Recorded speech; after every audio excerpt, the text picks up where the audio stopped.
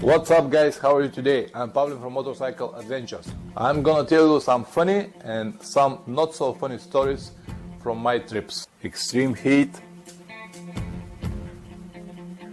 high elevation, food poisoning, and one broken leg in the middle of Sahara desert. I will try to give you some very useful advices what you have to do when the adventure go wrong. We are riding in Turkmenistan. The temperature was over 40 degrees. The day was about to finish. We have no water, we have no food, and we have no idea where we're going to sleep. And we were, I will say, in very bad condition, very bad situation. So we decided to go to the first village and looking for help, or maybe hotel or hostel or place to sleep. So we went there, stopped and asked the people where we can find hotel or hostel, and the people said, we don't have it here, we don't know. So what we're gonna do? Sleeping in our tents? It's not possible, it's 40 degrees. It's a desert. One local guy came and said, what are you looking guys? And we said, we're looking for hotel or hostel. And he said, we don't have it here, but hold on for a while, I will ask a friend to help you. So after 5 minutes, his friend came and said, okay, go with this guy, he'll help you with everything you need. He'll give you a place to sleep. And I asked him, okay, that's okay, but is there something to eat and how much it's gonna cost us? And he said, nothing, no money.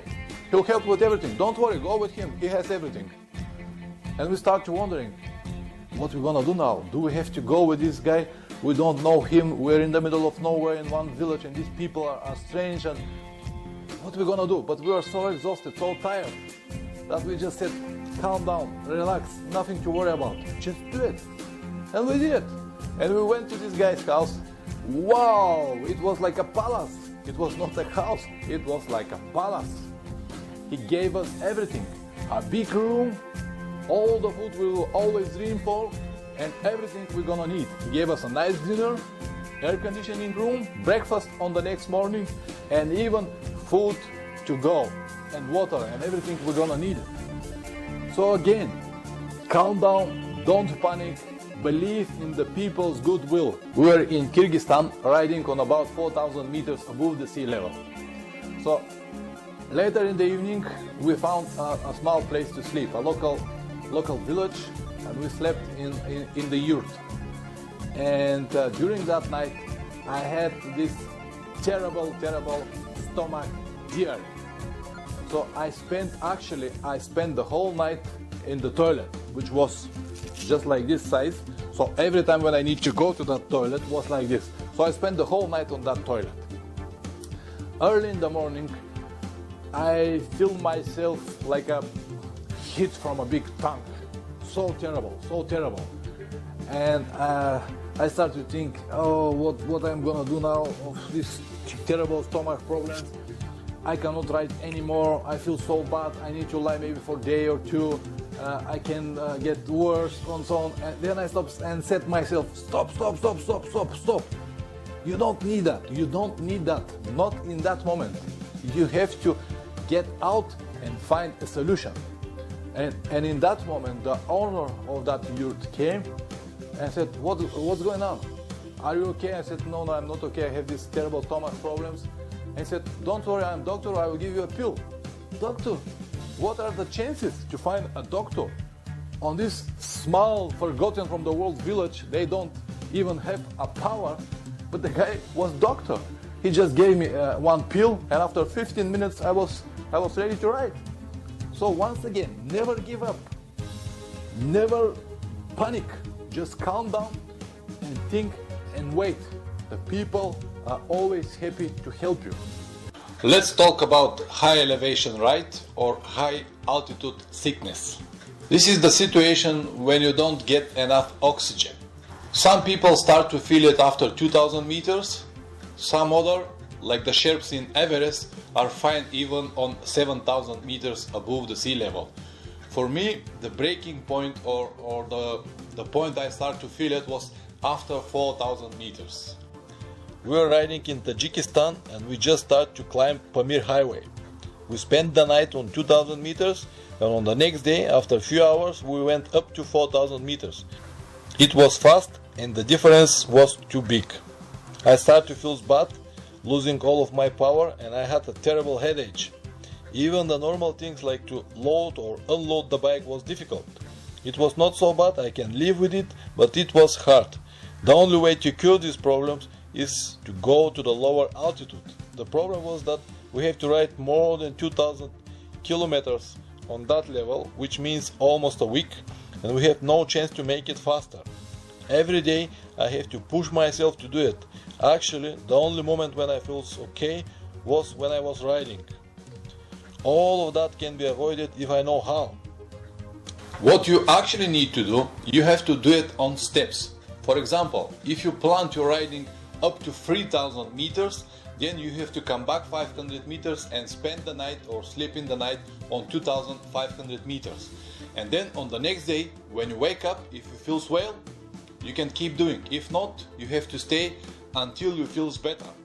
And after that, for the next day, if you plan to go to 4000, ride to the 4000 and come back 500 back to 3500 and spend the night there. If you feel good, you can keep doing it. During this time, you have to make some exercise or to give enough oxygen to your body.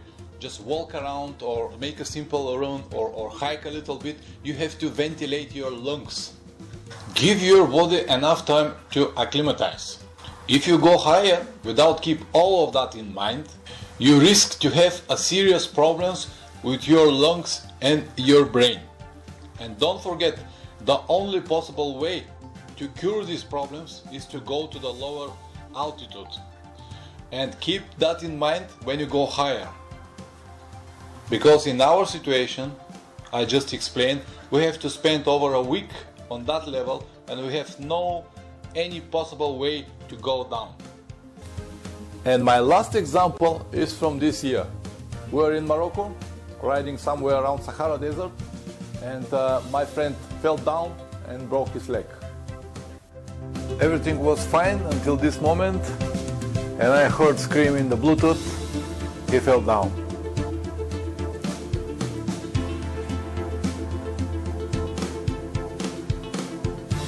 I asked him, are you okay? And tried to take his boot off. But he just said, hold on for a while.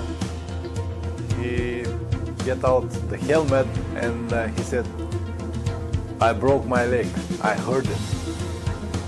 So from that moment we have to decide what we're gonna do. The journey is over. So fortunately this guy stopped and helped us to drive him to the hospital and me back to pick up his bike.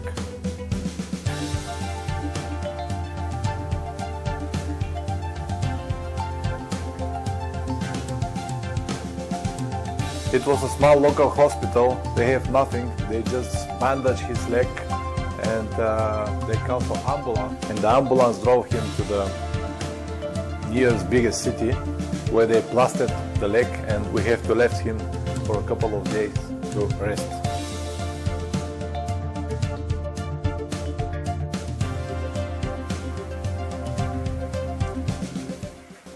When all of this is happening, our first impression was, that was all, the journey is over.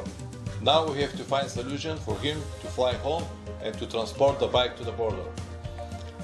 Yes, but no, because he entered into the country with that bike and he needs to go out of the country with that bike. He has some kind of documents which is a temporary import. So when you enter the country with your vehicle, you need to leave the country with your vehicle. So the plan to fly home just fall apart. We tried to find another solution, to rent a minivan and to put two bikes in the minivan, one of us to driving the van and he to stay on the right side and together to go to the border. This was good plan, but it doesn't work because we are in Morocco, we are not on London airport, there is no minivans to rent, only cars. And the cars were not option because he cannot drive a car with this broken leg. Another option was to find a transportation company to send the bike to the border. We found some, but they asking for about $1,000, and it was more than the real cost of the bike. So he totally refused. He said, I'm gonna ride this bike. At the beginning it was not an option because it's obvious that with the broken leg it's going to be difficult or almost impossible, but at the end we agree that this is the only option. After we come back, he was ready to go. The leg was bandaged. Very funny, but work. He drove his bike 1,000 kilometers. Everywhere we stopped on the road, we were the main attraction. People cannot believe that the person with broken leg could ride a motorcycle. But it was the only possible option we had at that moment. So he's a brave guy. I will never do that. So just my hat off for him. We had a lot of fun with this situation. Not for him, but for all of us.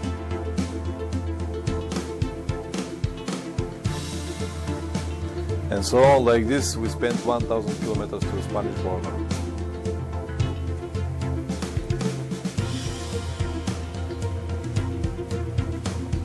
Finally, he made it.